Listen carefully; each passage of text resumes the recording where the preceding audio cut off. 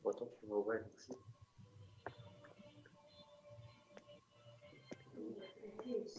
Aku tiro tena kaya Bandung Getigo.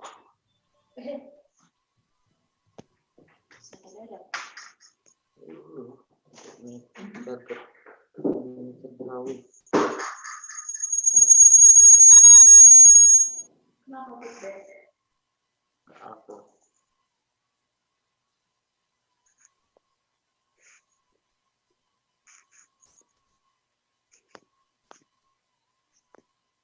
Hari angkat, hari Jumat nih.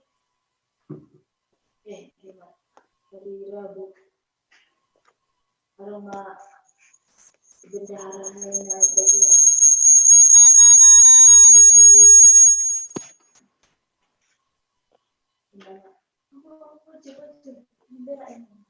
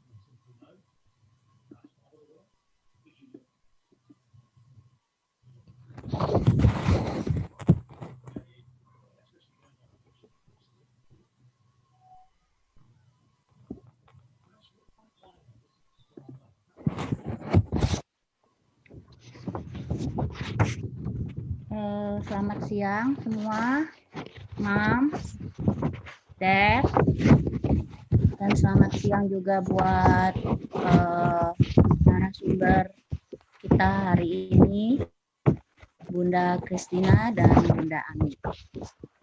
Sebelum kita mulai, mungkin saya mau memperkenalkan sedikit diri saya dulu mungkin. Saya Marlini, saya pengurus dari Kami. kemudian di sini hadir juga Miss May dari Super Kid Community. Halo Miss Marlini. Selamat siang, Miss May. Kemudian saya mau memperkenalkan narasumber ya dengan Bunda Kristina. Selamat siang, Bunda. Selamat siang. Kemudian juga narasumber kita yang satu lagi adalah Bunda Ani. Selamat siang, Bunda Ani.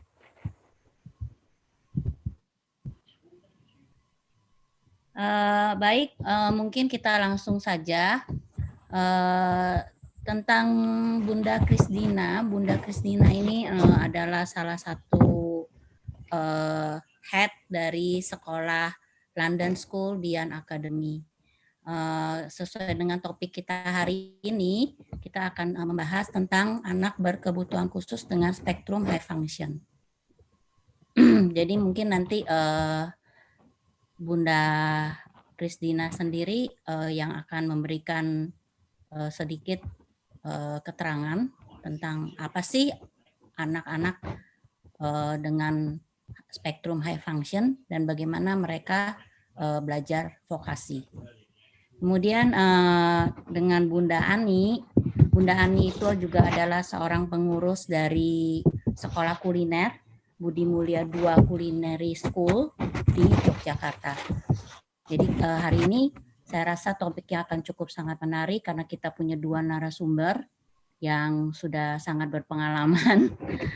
Baik, saya rasa kita mulai saja. Mungkin kita mulai dengan Bunda Kristina dulu. Silakan Bunda. Ya, selamat siang semuanya. Assalamualaikum warahmatullahi wabarakatuh. Salam kenal, saya Kristina.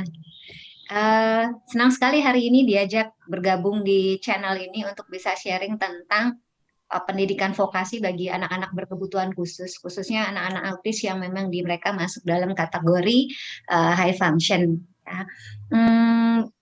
Sebetulnya memang itu sedikit challenging yang berbeda ya, tantangan yang berbeda gitu, karena mereka itu kalau kita melihat pasti ya mungkin saya rasa paham ya semua juga ada di dalam punya consider yang sama, punya yang sama dengan kita di LSBA tentang keberadaan mereka gitu. Memang yang jadi satu tantangan itu adalah sepintas mereka kita merasa kita bisa push mereka sampai titik tertinggi gitu ya, dengan harapan-harapan besar yang bahwa nantinya mereka juga bisa masuk ke dalam society, ke dalam lingkungan. Itu yang pertama kali muncul di benaknya London School Beyond Academy ketika kita membuka itu tahun 2013 gitu.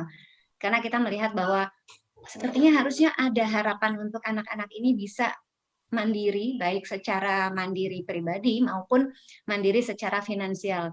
Kita dulu targetnya, aduh bisa nggak ya mereka minimum dapat UMR aja gitu. Karena kita berpikir kalau UMR itu berarti kan pemerintah sudah menghitung ya, itu adalah kebutuhan akan tercukupi untuk dirinya sendiri. Kita pengen sekali waktu itu kita berhayalnya itu. Gitu. Jadi, tapi kan kita harus bermimpi ya. Kita mulai selalu dari mimpi gitu. Kalau nggak ada mimpinya kita nggak tahu apa yang mau dikejar. Kemudian kita punya mimpi itu di 2013. Kemudian kita mencoba mengadaptasi karena kebetulan kami ada di bawahnya London School of Public Relations Jakarta. Itu sekolah tinggi untuk komunikasi. Jadi kami coba adaptasi. Kami berpikir bahwa problem mereka itu adalah di komunikasi. Coba kita adaptasi beberapa pelajaran dari London School yang kita ambil prakteknya dan kita harap mereka bisa belajar di situ. Kita adaptasi materi belajar ketika itu, mulai dari cara menghitung satuan ajarnya, kemudian cara belajarnya dan sebagainya.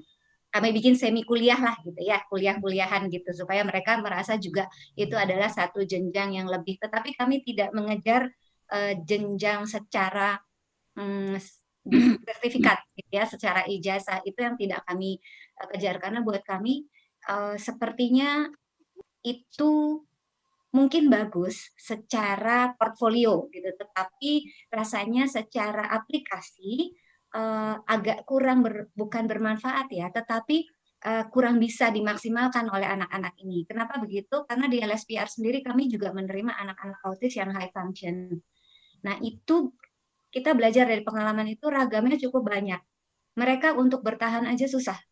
belajar sesuatu yang abstrak susah, sulit sekali belajar metodologi, filsafat, kemudian di akhir pendidikan strata 1 mereka harus punya penelitian, dan ketika lulus pun akhirnya mereka bingung itu untuk apa gitu. Nah akhirnya kita berpikir kayaknya mereka bisa tapi bukan teoritis gitu, kita coba yang praktikal, kita kurangi semuanya ya, tanpa kita bilang ke orang yang setiap kali mendaftar kita bilang kami tidak punya gelar, karena gelar itu bagi kami bukan segalanya untuk anak-anak ini gitu, itu hanya yaitu pencapaian secara kertas gitu ya, tetapi buat kehidupan mereka waktu itu enggak ini. Nah, jadi kita mulailah dengan si London School Beyond Academy di 2013 dengan mengadaptasi kurikulum dari LSPR.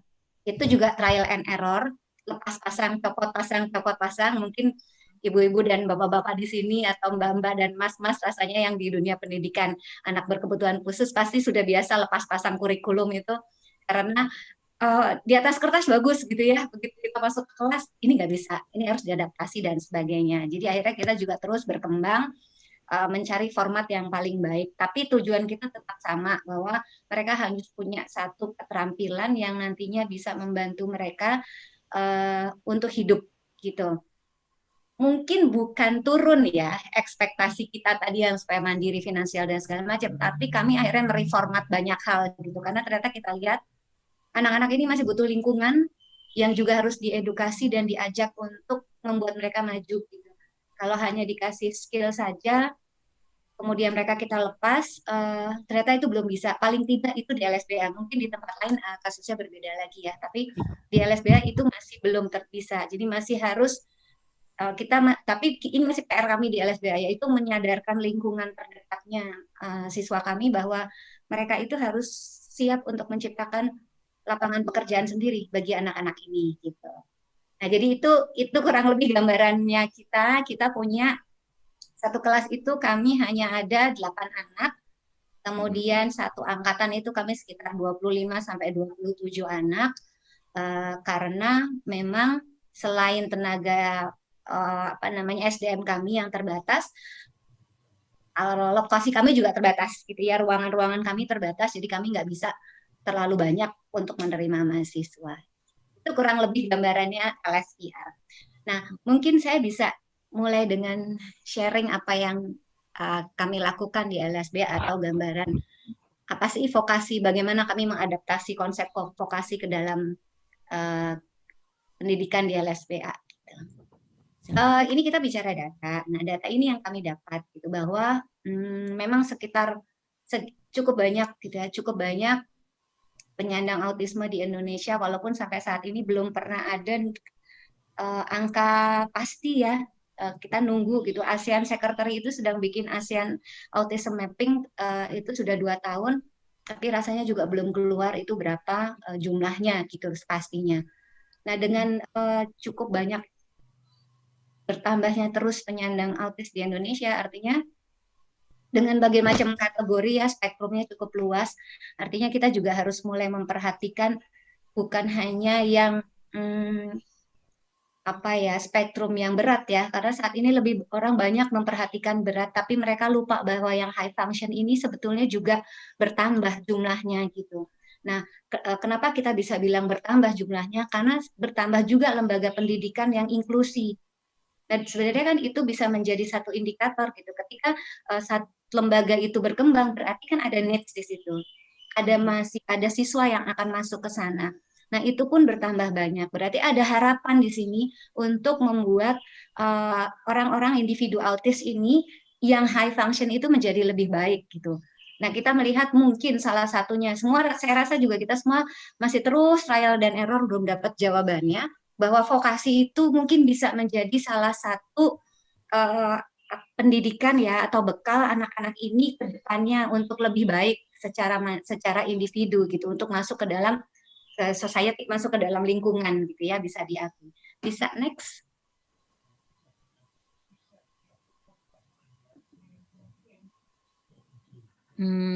Miss Siska?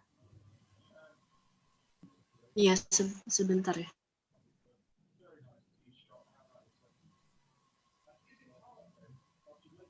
Maaf, internetnya terputus sebentar ya.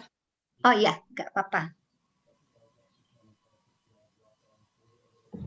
Rata-rata Baik, siswa kami laki-laki semua di sana. Jadi sama mungkin ya seperti tempat Bapak Ibu juga isinya banyaknya laki-laki.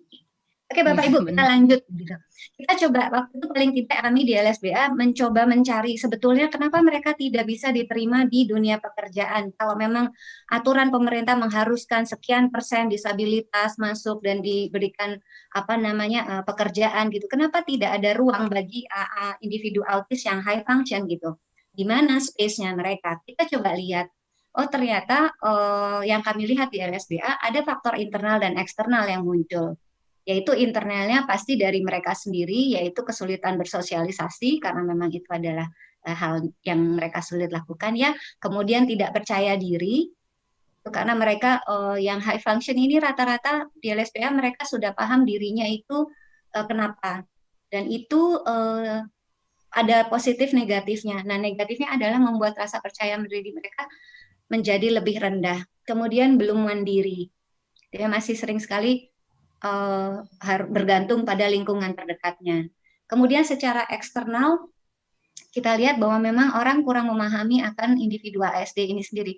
Buat mereka, karena kami beberapa kali, karena kami juga punya campaign untuk awareness autism, datang ke perusahaan-perusahaan, dan rata-rata mereka kalau kita bicara ke pegawai, yang mereka tahu autis itu adalah ya marah, menggigit, memukul, membenturkan kepala gitu ya, berteriak-teriak gitu. Nah, itu pandangan umum yang secara kalau kita tanya cepat keluar refleksnya adalah itu. Berarti kan sebetulnya itulah pemahamannya mereka gitu ya. Mereka tidak tahu bahwa kayak autis itu kayak rainbow ya, panjang dari kayak gradasi dari yang light sampai yang dark gitu. Kemudian percaya stigma negatif yang tadi bahwa jadi kalau kita bilang bahwa kita punya siswa, total siswa kami sekarang ada 60 orang, banyak kadang-kadang mereka nanya, oh gitu, itu gimana menanganinya? Kalau dipukul gimana? Kalau digigit gimana? Gitu. Padahal di LSBA itu yang sudah sangat baik gitu, dan udah nggak ada yang kayak gitu. Yang ada kita dibully ya, digodain, dibecandain, dijadiin joke sama mereka, itu sering gitu. Kemudian tidak berani menerima. Jadi mereka bilang kami paham, tapi kami tidak berani menerima mereka bekerja karena takut lingkungan lain atau karyawan lain merasa keberatan dengan keberadaan individu tersebut. Kemudian belum merasa perlu memberi kesempatan. Jadi buat mereka, mereka masih mengutamakan yang non-disabilitas. Karena bagi mereka, mereka dengan berbagai macam kondisi ya, mulai dari tidak punya tempat, tidak punya SDM yang menangani dan sebagainya. Jadi mereka merasa memang belum merasa perlu untuk memberi kesempatan itu. Nah, kita coba lihat ternyata bagi kami di LSBA kondisinya adalah ini gitu. Jadi kesulitannya ada dua tadi, internal dan eksternal. Kita bisa lanjut.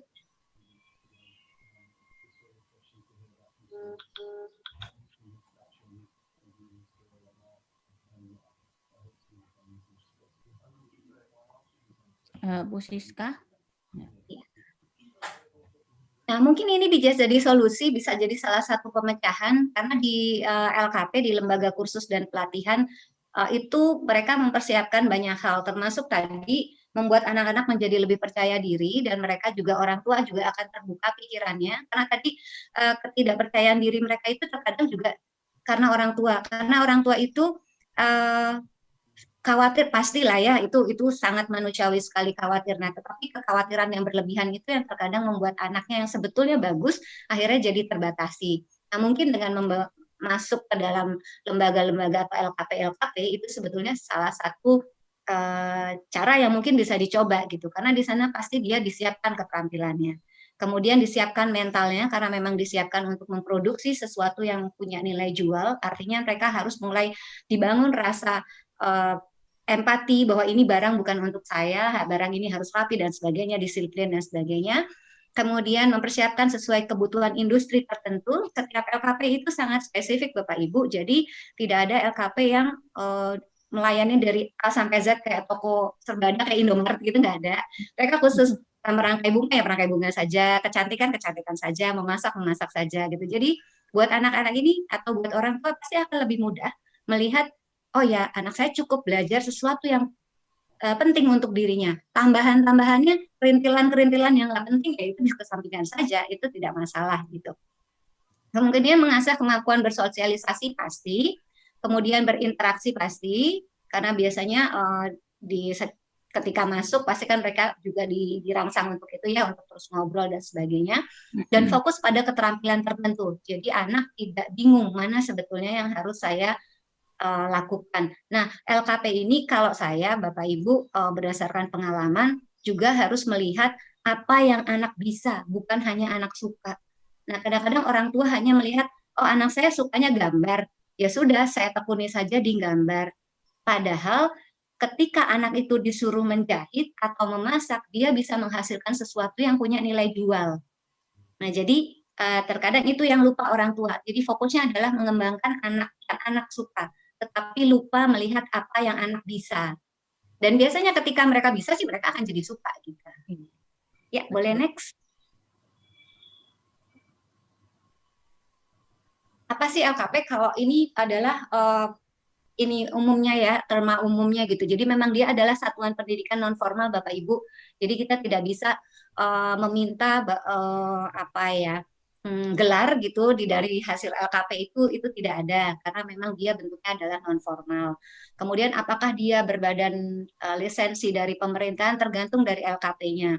Ketika dia bekerja sama dengan dinas pendidikan dan sebagainya, dia bisa muncul itu. Dan beberapa LKP juga menyertai dengan tes assessment untuk profesional. Jadi Badan Sertifikasi Nasional Profesi. Jadi mereka boleh mengambil sertifikasi tertentu. Kayak misalnya di LSBA, kami untuk anak-anak yang belajar desain grafis, mereka boleh mengambil sertifikasi dari Badan Nasional Sertifikasi Profesi khusus untuk desain grafis. Gitu. Nah, biasanya mereka akan melengkapi dengan hal itu dan itu mungkin kita masih terus mencoba, kita juga belum bisa menjamin bahwa itu cukup membantu ke depannya untuk mereka mencari pekerjaan. Ya, next. Boleh selanjutnya. Jadi selama ini yang terbentuk gitu ya, bahwa sebelumnya boleh slide sebelumnya. Nah, ini yang diharapkan gitu bahwa ketika individu ASD masuk ke lembaga kursus dan pelatihan, berarti dia akan terbuka kesempatan bekerjanya. Karena bagaimanapun juga mungkin dulu waktu SD sampai SMA, fokusnya masih bagaimana bersosialisasi dan berinteraksi. Tetapi kesudah selesai itu, pasti orang tua juga punya harapan yang semakin tinggi. Nah, untuk anak-anak tertentu yang di high function, itu bisa harapan-harapan itu kita bangun bersama. Ya, next. Nah, ini yang menjadi kami mencoba terus berkreasi di LSBA. Kayak tadi saya bilang, ini PR yang nggak ada selesainya dan belum ada ujungnya sampai hari ini. Gitu ya. Kita coba dari 2013, kita baru punya lulusan di 2016.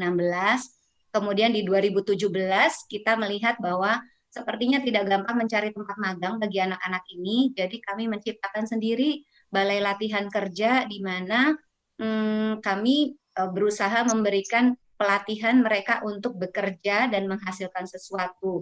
Jadi di balai latihan kerja ini mereka betul-betul seperti pegawai, mereka datang, ada absensi, dan kemudian punya gaji tergantung dari pemasukan yang kita dapat dari balai latihan kerja itu. Anak-anak yang bisa mendapatkan tempat magang, mereka akan di tempat magang, tetapi yang tidak mendapatkan itu, mereka akan masuk lagi ke dalam balai latihan kerja kami. Nah, tahun 2018 kami baru semakin terbuka pemikirannya bahwa ternyata lingkungannya itu harus diperbesar, tidak bisa hanya bergantung pada institusi pendidikan saja atau LKP saja. Ternyata perlu melibatkan orang terdekat. Nah, saat itu orang terdekat yang kami lihat itu adalah orang tua. Ya, kami coba pelajari orang tua itu ada, mereka punya apa sih? Oh, ternyata banyak yang jualan orang tuanya. Ada jual makanan, jual kerudung, jual baju, kemudian ada yang punya toko gitu. Kemudian di tahun 2019 kami mencoba yang namanya konsep parentpreneur gitu, karena kami merasa ketika pendidikan vokasi bagi anak berkebutuhan khusus yang high function tidak didukung oleh lingkungan, mereka nggak bisa kemana-mana. Sedikit sekali yang terserap, sulit sekali. Ketempatan magang tuh ya sampai magang saja, tapi tidak sampai bekerja.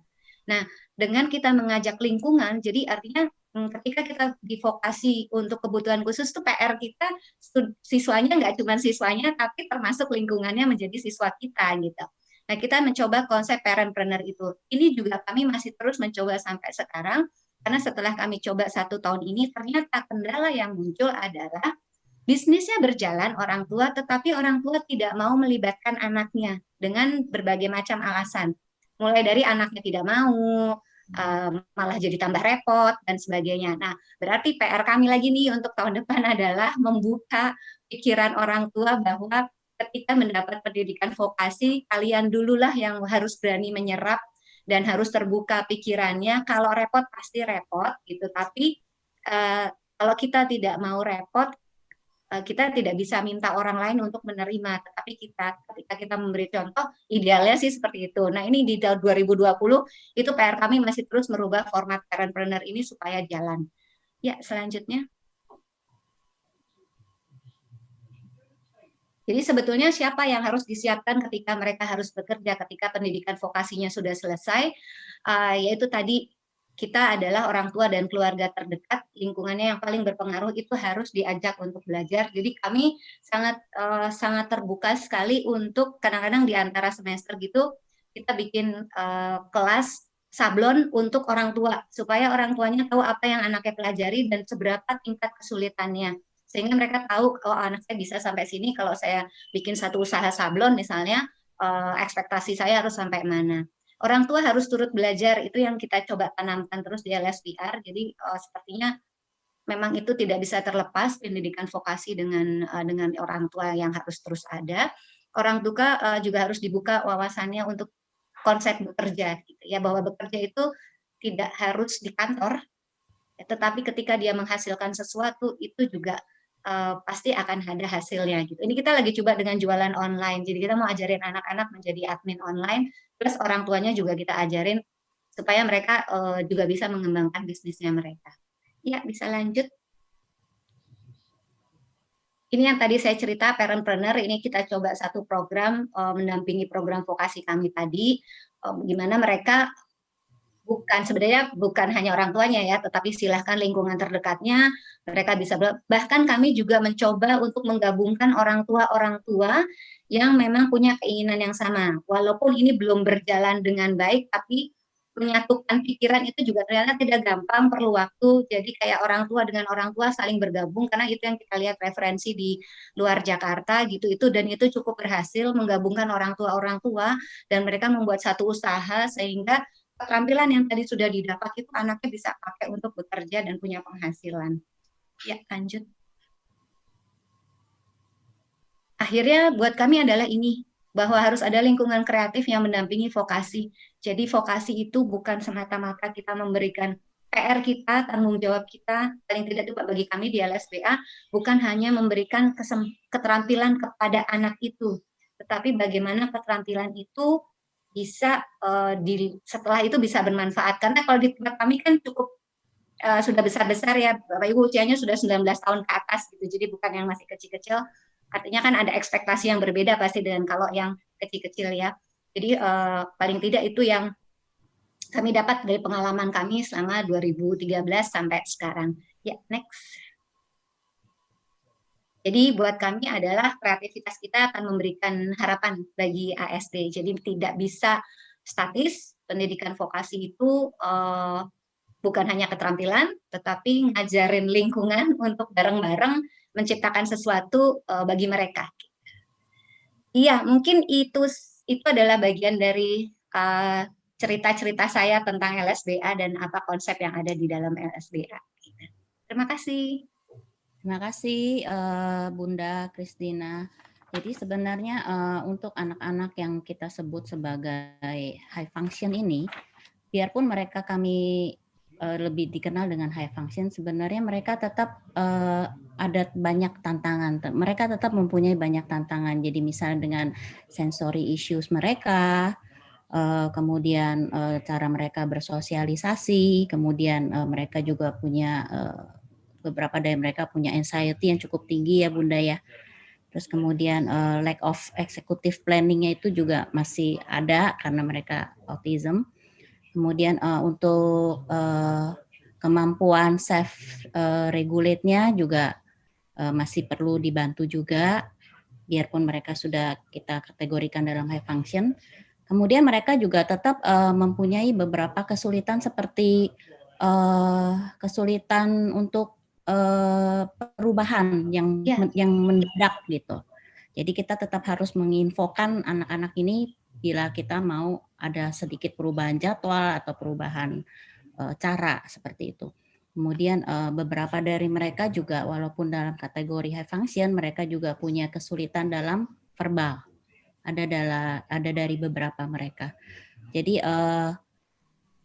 kembali lagi untuk pelatihan vokasi anak-anak yang high function, autism high function ini tetap kita tidak bisa melepaskan dari ciri-ciri autism itu sendiri. Baik, terima kasih untuk sekali lagi kepada Bunda. Mungkin kita bisa lanjutkan dengan Bunda Ani. Kebetulan sekolah kuliner Bunda ini kan lebih berfokus pada anak-anak tipikal. Tapi mereka juga menerima anak-anak dengan slow learner ya Bunda ya. Bunda Ani. Mungkin Bunda bisa cerita sedikit pengalaman Ibu pada saat melatih, memberikan pelatihan kepada anak-anak slow learner ini. Silakan Bunda. Terima kasih. Assalamualaikum warahmatullahi wabarakatuh. Suara saya sudah masuk ya? Iya masuk Bunda. Kedengaran Bunda. Ya, saya Ani dari kebetulan sekolah kami tidak fokus pada anak berkebutuhan khusus gitu ya, sekolah LKP ya, seperti yang disampaikan Bu Kristina tadi, kami ada LKP yang fokusnya sebenarnya ke pendidikan calon chef. Tetapi kami juga memberikan kesempatan kepada teman-teman yang memiliki kebutuhan khusus yang ingin belajar di bidang itu. Karena kebetulan kami juga memiliki SMK yang inklusif. Jadi menerima siswa-siswa berkebutuhan khusus. Jadi kami menampung beberapa siswa yang ingin melanjutkan belajar tentang kulinernya.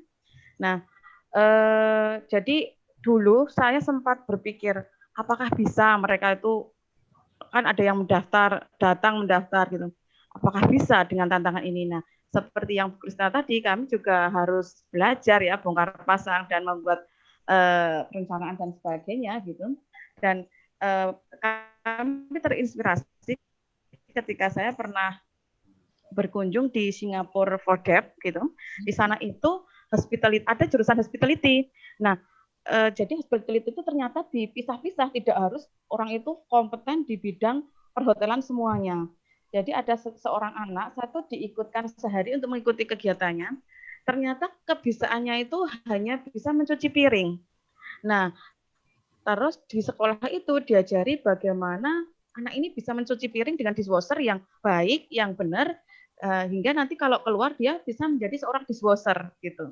Nah, di sini saya akhirnya ketika pulang ke Indonesia tuh mikir, oh anak ini kalau di tempat saya mungkin bisa ya di kuliner hanya dibekali 1-2 menu misalnya begitu. Jadi nanti dia fokus untuk memproduksi itu saja begitu.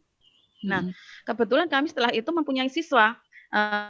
Siswanya itu sebenarnya bukan untuk bekerja, ya. Jadi dia itu dari SMP umum, dan ketika harus masuk ke sekolah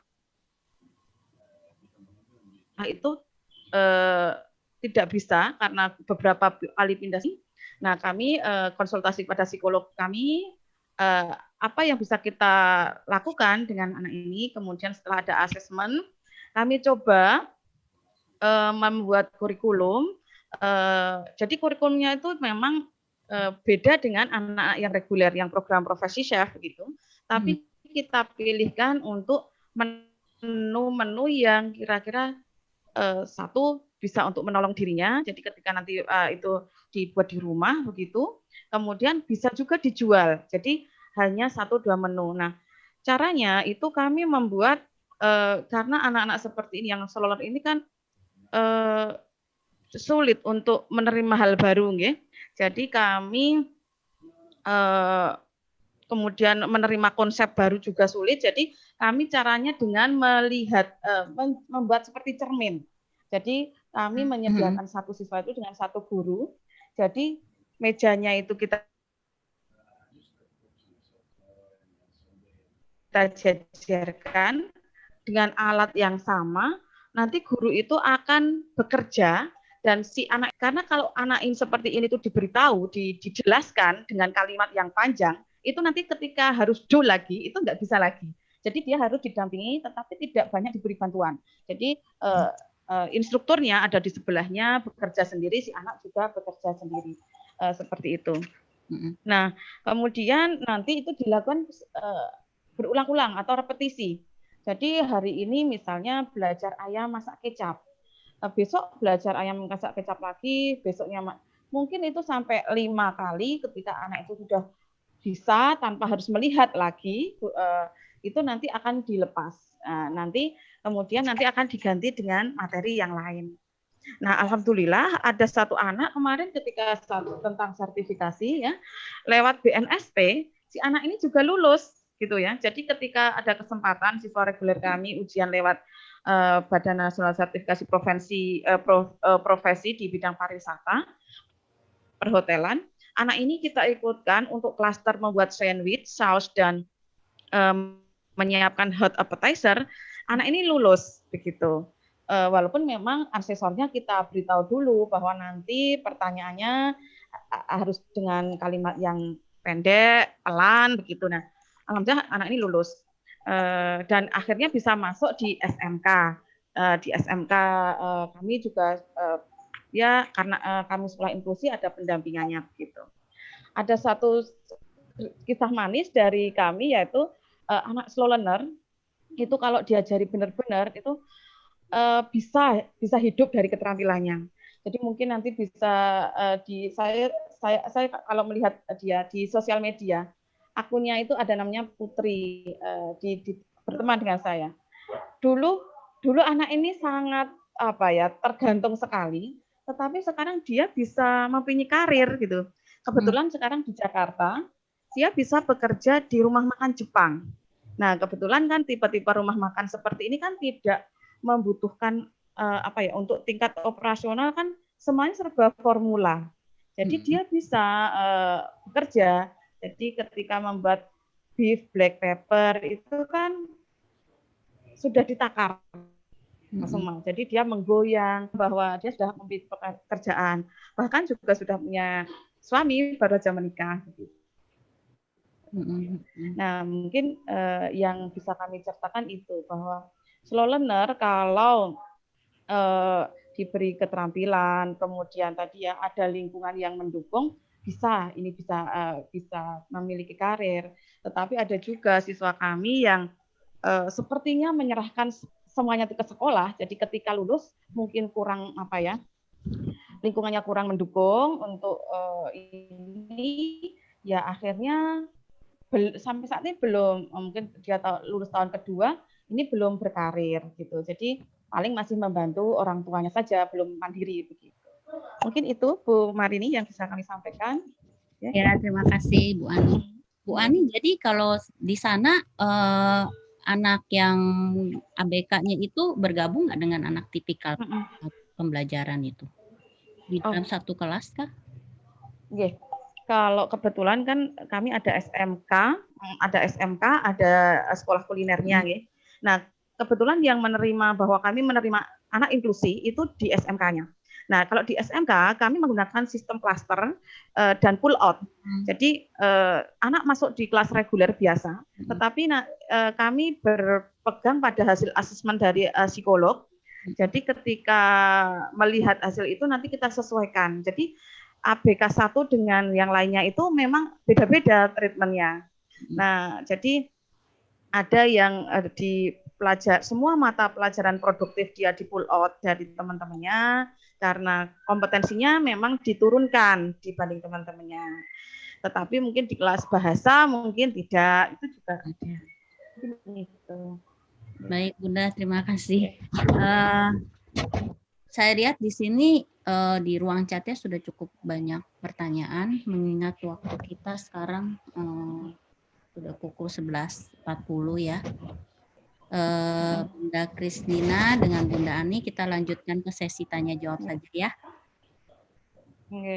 Parent yang mau bertanya mungkin silakan ketik, mau ditujukan untuk Bunda Kristina atau mungkin untuk Bunda Ani, silakan Ini ada pertanyaan pertama itu untuk Bunda.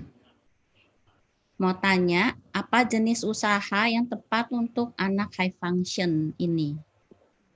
Untuk Bunda Krisdina ya ini. Bunda Dina, silakan. Ya, terima kasih Ibu pertanyaannya. Ini kita coba berdasarkan apa yang pengalaman kami di LSBA. Jadi anak-anak itu mungkin harus diperhatikan lagi, Ibu.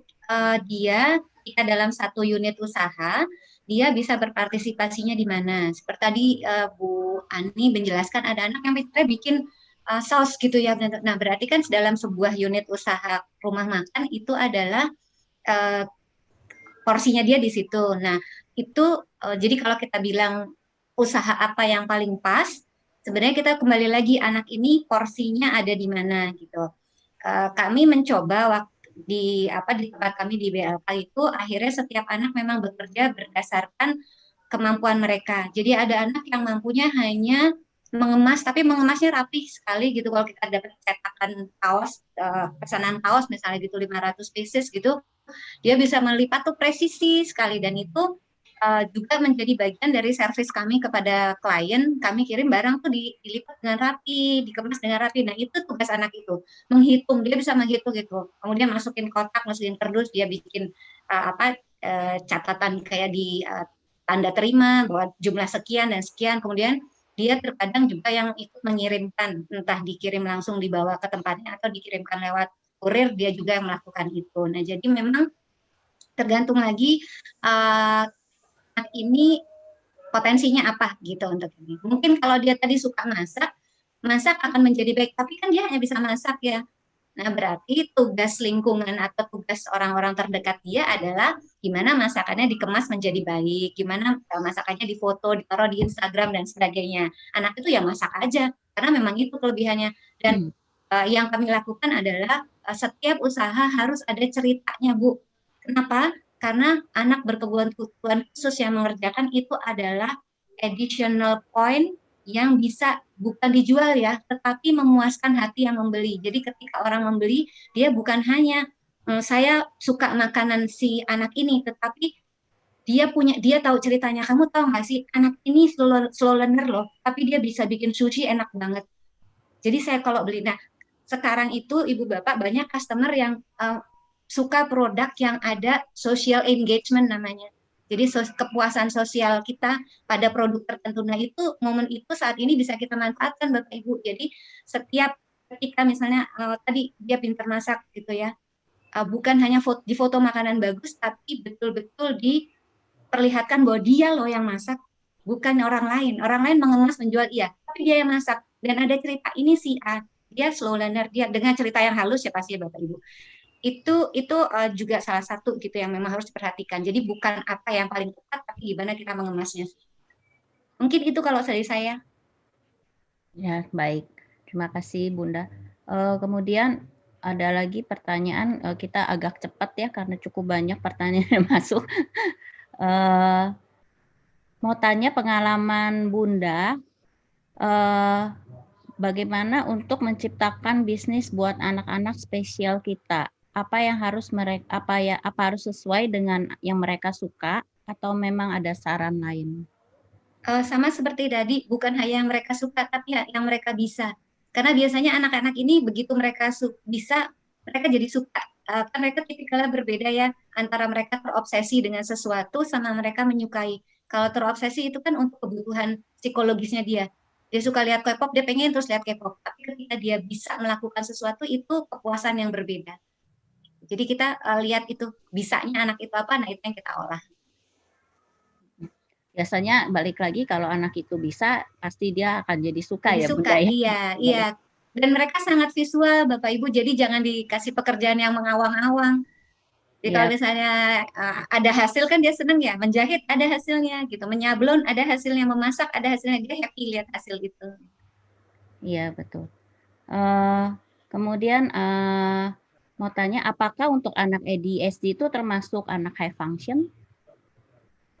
Sebetulnya kategori jadi high function itu kami juga berdasarkan assessment dari Jadi kita tidak memberi mereka memasukkan mereka ke dalam kelompok itu tanpa ada asesmen itu.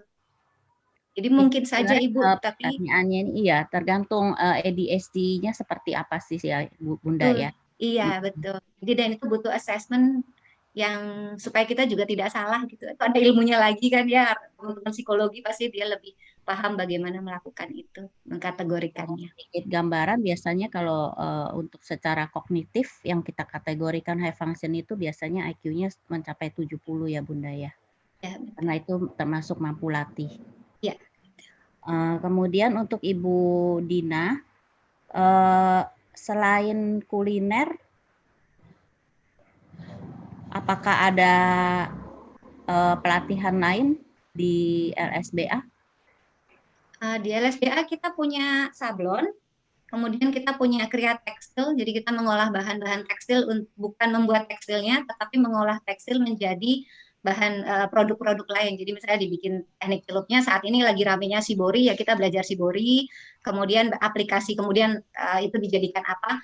Tapi kembali lagi setiap yang kami ajarkan, kami coba yang punya nilai jual. Jadi kayak misalnya kalau itu juga yang kita ajarkan ke anak-anak dan ke orang tua, bahwa jangan cuma bikin, tapi bisa diproduksi massal atau bisa dijual nggak ke depannya. Gitu. Itu yang kami punya. Kemudian kami punya administrasi perkantoran, karena berdasarkan magang, beberapa anak kami terima magang di ASEAN Foundation dan ASEAN Secretary. Kemudian tapi keputus COVID ini, jadi belum berlanjut lagi, itu mereka sangat dibutuhkan untuk administrasi, baik itu filing, di perpustakaan, kemudian di bagian dokumentasi dan sebagainya. Jadi kami mencoba membuka administrasi perkantoran, karena mungkin itu juga bisa jadi salah satu lahan baru ya buat anak-anak ini. Baik, terima kasih Bunda. Kemudian Ibu Ani, untuk pelajaran kuliner di sana khusus untuk memasak makanan sehari-hari atau untuk anak-anak slow learner-nya itu apa mungkin pastry atau apa Bu?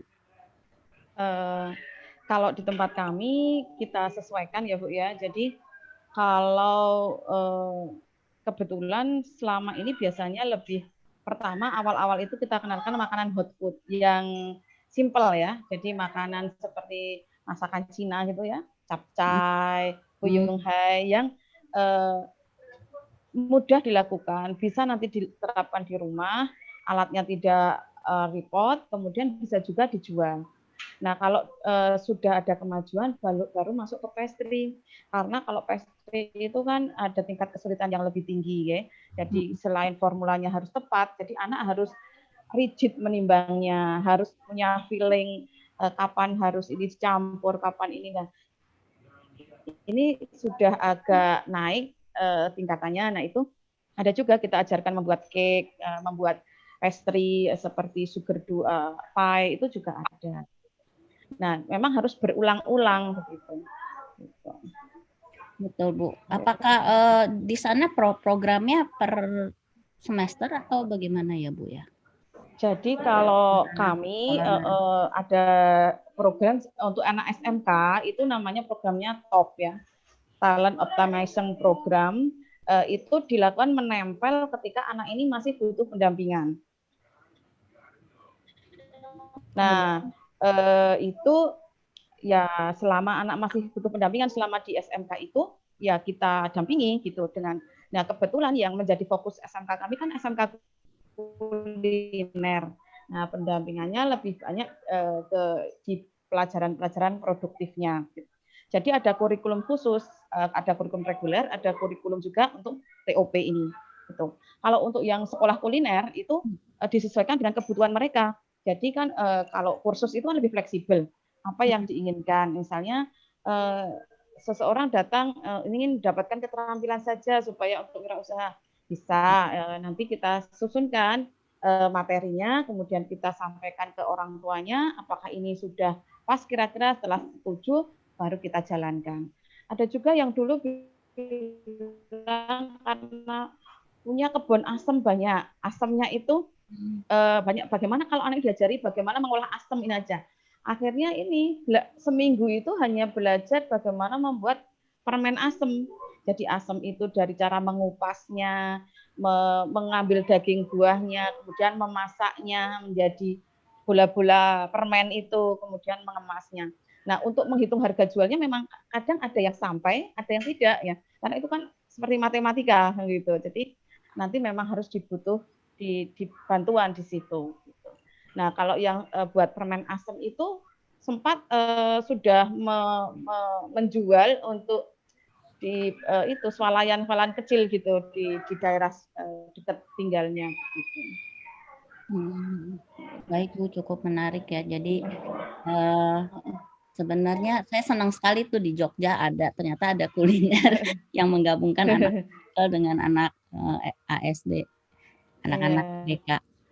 Baik, mungkin ada pertanyaan lain? Oh, ada pertanyaan, apakah belajar vokasi itu setelah lulus SMP atau perlu ijazah SMA atau harus bagaimana? Mungkin di tempat Bu Ani dulu. Kalau tempat saya bebas ya untuk kalau yang kursusnya, yang LKP-nya boleh. Jadi vokasi itu lebih ke keterampilan. Jadi kami yang pernah mengikuti justru program 1 tahun untuk anak yang ingin masuk di SMK kuliner. Gitu. Jadi ada yang setelah SMP kita baru belajar itu. Ada juga yang setelah lulus SMA, tapi SMA-nya program untuk anak berkebutuhan khusus juga ada. Tapi kalau lulus SD belum, kami belum menerima yang lulus dari SD atau tingkat lulus SMP. SD juga belum yang siap. lulus SMP masuk itu. Gitu. Yang lulus SMP itu sudah pernah ada. Gitu. Kalau di tempat Bunda Dina bagaimana ya Bunda? Kalau di tempat kami saat ini yang masuk memang baru bisa dari lulusan setara SMA. Jadi tidak mengutamakan ijazahnya sih sebetulnya. Tetapi kenapa seperti itu? Karena tempat kami cukup terbuka dan menyatu dengan satu area dengan kampus LSPR. Jadi kalau terlalu kecil kami takut juga berbahaya. Kita memang adanya usia setelah lulus SMA atau sederajat. Tapi bukan berarti misalnya homeschooling yang tidak punya ijazah SMA itu nggak boleh, enggak sih, bukan itu, tapi lebih dilihat dari tingkat kematangannya. Di tempat kami jadi yang masuk autis dan slow learner juga, jadi dua kategori. Baik, terima kasih Bunda. Kemudian apakah pernah ada pengalaman siswanya tantrum pada saat di kelas? Nah, bagaimana penanganannya? Mungkin Bu Ani. Bu Ani? Ya. Pernah ya. Jadi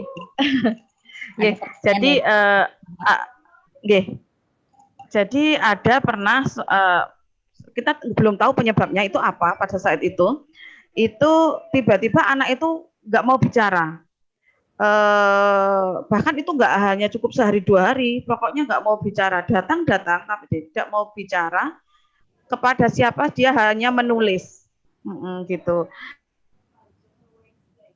Nah, pada saat itu kami konsultasikan dengan psikolognya lagi, kalau anak ini bagaimana, kemudian anak itu kita rekomendasikan untuk ketemu dengan psikolognya. Setelah itu, setelah keadaannya kembali, balik lagi ke kelas untuk belajar keterampilannya, begitu.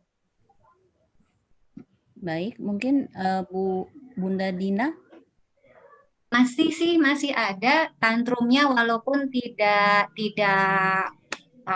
maksudnya tidak ekstrim gitu ya, tapi karena kan gini, di tempat kami itu karena udah 19 tahun ke atas, nah mereka masuk masa puber. Nah, terkadang yang membuat tantrum itu justru persoalan remaja. Dan biasanya mereka pubernya kan telat ya, 20-an itu mereka baru puber. Nah, itu misalnya cemburu sama teman kelasnya yang ngobrol sama teman kelas lainnya, tiba-tiba dia teriak kenceng banget gitu. Kita tanya, kamu kenapa tiba-tiba teriak? Ya, ternyata dia tidak suka teman perempuannya ngobrol sama teman laki-laki lainnya, misalnya gitu. Nah, jadi banyak di kita tantrumnya lebih pada ya yang kayak gitu, lebih masalah remaja atau dia pertemanan ya Bunda ya. Betul, dia jadi marah karena temennya selalu ngejar-ngejar dia gitu, maunya deket-deket, maunya ngobrol, tapi dia nggak mau diajak ngobrol, misalnya akhirnya dia marah. Jadi lebih ke situ sih ini tantrumnya. Jadi bukan karena belajar ya, lebih Jadi karena mungkin kalau untuk anak-anak high function bukan berarti mereka tidak bisa punya tantrum, mereka tetap bisa Iya. punya tantrum. Iya. Hanya mungkin karena kondisi mereka itu regulasi dirinya sudah lebih baik. Tapi masih tetap harus kita kembangkan menjadi lebih baik lagi karena mereka tetap secara social skill itu masih perlu pengarahan. Mungkin dari orang tua lain, moms, dad, apa ada pertanyaan lagi? Jangan dulu, nanti kan ketutup buah.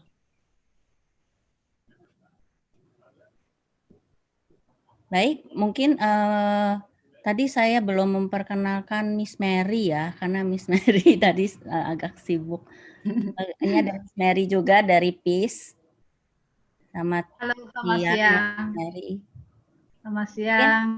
Miss Mary bisa memberi sedikit tanggapan? Selamat siang Bu Marlini, selamat siang Bu Kristina, selamat siang.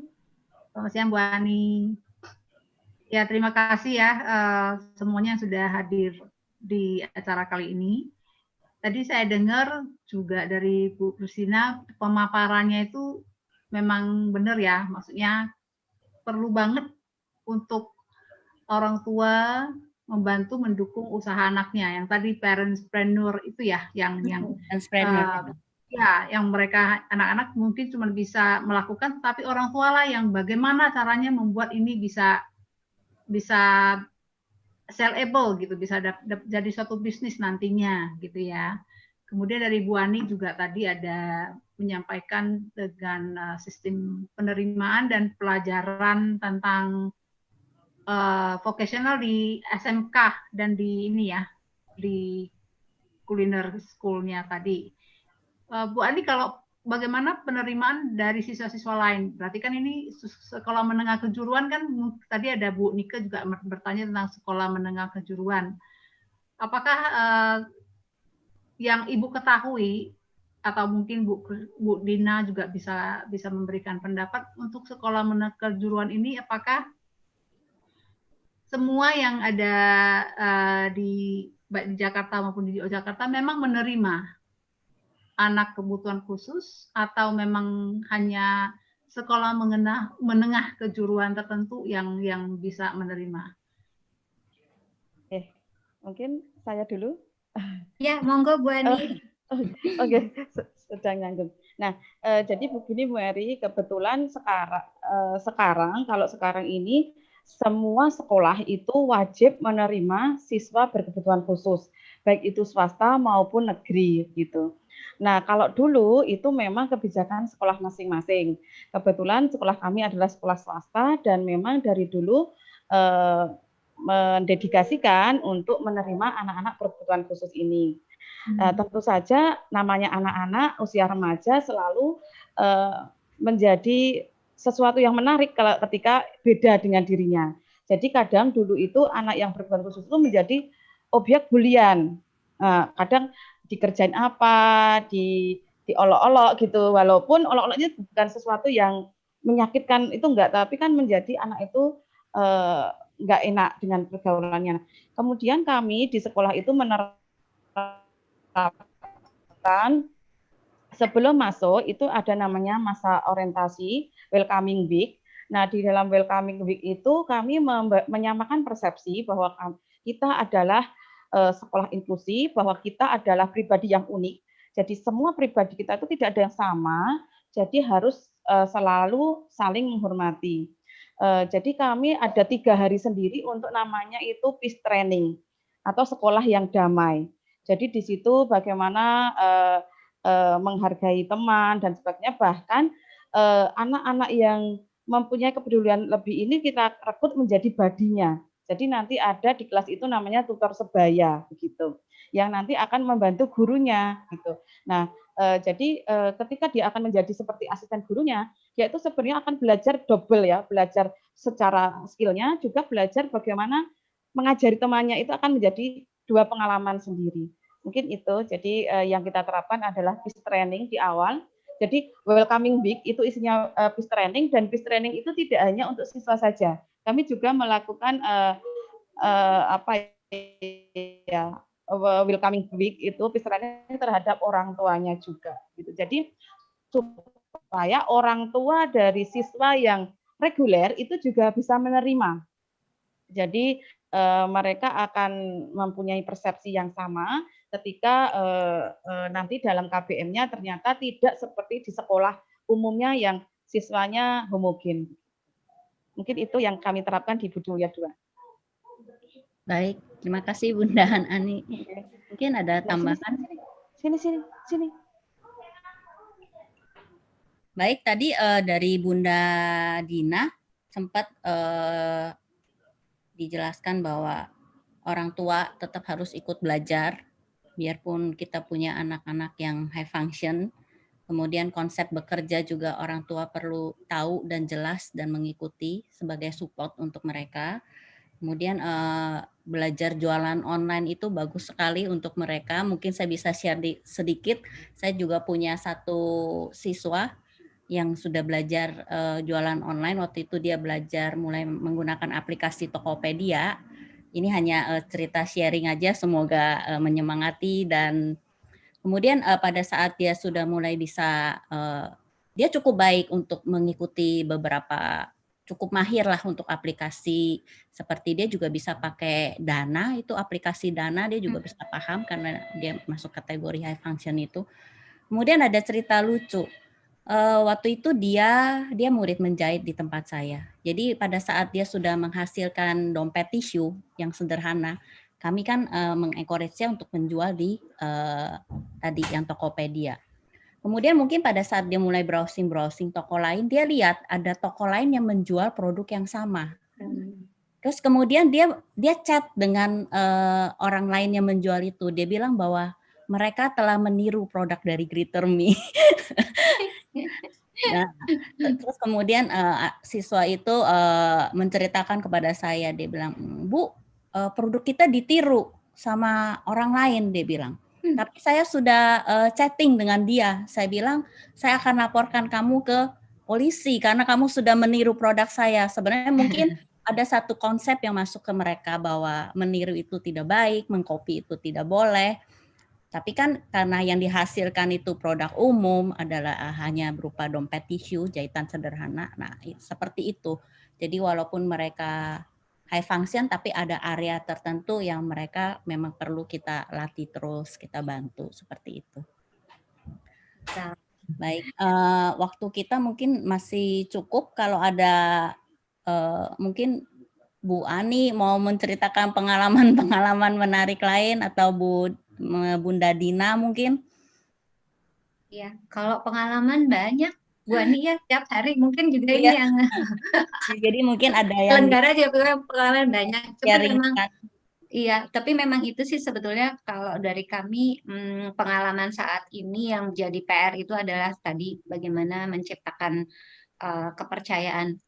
Alhamdulillah kami sudah mulai lebih tambah banyak kliennya. Jadi kami tidak menjual barang yang sudah jadi kemudian kami display, itu memang tidak itu yang kami jual, tapi kami memproduksi berdasarkan pesanan. Itu jadi kayak misalnya ada seminar kit, orang bikin seminar, mereka butuh tas punbon, kemudian notes, kemudian ballpoint. Nah, itu anak-anak membuatkan itu. Sekarang lagi ramai masker gini, itu juga alhamdulillah masih ada perusahaan-perusahaan yang meminta masker. Nah, kebetulan kan sekarang ada bahan yang namanya Polyflex, itu juga lebih aman. Jadi kita juga harus kreatif juga, jadi berdasar pengalaman kami kreatif untuk mencari alternatif produksi yang jauh memudahkan anak-anak ini itu dibandingkan. Jadi sablonnya sudah mulai berkembang, bukan hanya tadi sablon dengan manual, tapi juga dengan mereka dengan Polyflex gitu ya, dengan seperti stiker karet gitu. Jadi itu juga kita yang tadinya nggak paham juga akhirnya mesti bantu, mau cari, jadi mau baru cari mesti segala macam untuk bisa mencari produk yang material dan pengerjaannya itu jauh lebih aman dan memudahkan anak-anak ini gitu.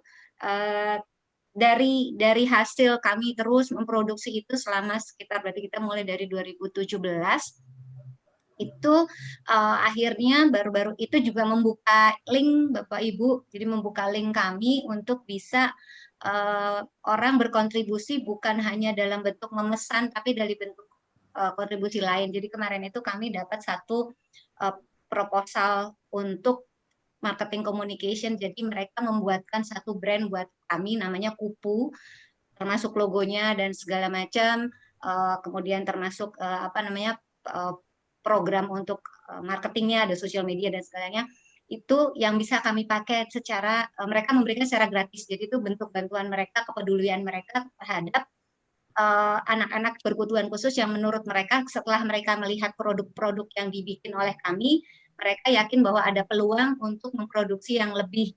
Jadi mereka kasih produk merek ke kita namanya Kupu, mereka kita boleh pakai dengan segala macam aplikasinya gitu ya, cara penggunaannya untuk membuat barang-barang produk jadi. Jadi nanti mungkin ke depannya kita coba bikin ada barang jadi yang kayak tadi, kayak anak tadi jualan tempat tisu mungkin atau ada apa, tapi sudah punya brand gitu. Jadi sudah punya brand, sudah punya cara gimana menggunakannya dan sebagainya. Nah itu pengalaman-pengalaman seperti itu kadang-kadang di luar planning dan di luar bayangan kita, kok tiba-tiba ada orang mau datang memberikan satu proposal yang kita tinggal pakai gitu. Nah itu memang banyak pengalaman uniknya. Jadi uniknya itu bukan hanya sama anak-anak. Kalau anak-anak tiap hari itu kita selalu punya cerita. Sore jam 4:30 itu adalah biasanya kita staff duduk bareng dan itu kita cerita macam-macam hari itu apa yang terjadi, kelucuan anak-anak dan sebagainya gitu. Tapi ternyata tadi banyak juga kejutan-kejutan lain, suka duka yang lainnya dari di luar yang kita nggak pernah bayangkan, ternyata mereka juga sudah mulai concern dengan keberadaan anak-anak yang high function ini ya, khususnya anak-anak autis dan anak-anak yang slow learner. Itu sih kalau uniknya ya, kalau unik menghadapi anak-anak kurang lebih pasti sama ya Bu, lucu-lucu anak-anak itu. Bukan dia dibully, kami dibully sih Bu. Iya Bunda, benar. Kita bisa diketawain, dijadiin joke sama mereka, digodain gitu. Baik, terima kasih. Saya rasa waktunya sudah sampai juga 1 jam, tidak terasa. Mudah-mudahan untuk Moms, Dad yang masih ada pertanyaan, silakan bisa disampaikan lewat WA grup yang sudah ada. Ya, mungkin nanti kalau itu memang ada, kami mau ditanyakan untuk Bunda Dina atau Bunda Ani, nanti akan kami sampaikan juga. Terima kasih Moms, Dad untuk hari ini. Kemudian untuk minggu depan, kami masih ada sesi selanjutnya, masih tentang vokasional. Bulan depan khusus adalah seperti talk saja, tapi kami dengan narasumbernya dari Tapanuli, ada SLB Tapanuli, kemudian juga ada orang tua yang sebagai pengusaha. Jadi di sana mungkin kita akan banyak bincang-bincang, sharing info, sharing pengalaman. Mungkin silakan ikut untuk acara kami di minggu depan, jam yang sama. Terima kasih Moms, Dad. Terima kasih untuk Bunda Dina, Bunda Ani. Sama-sama. Terima kasih untuk supportnya. Selamat siang. Selamat beraktivitas weekend. Di weekend sehat-sehat semua, stay safe. Salam sehat. Terima kasih Miss Mary, Miss May. Terima kasih. Selamat siang. Selamat siang. Sampai ketemu Bu Ani.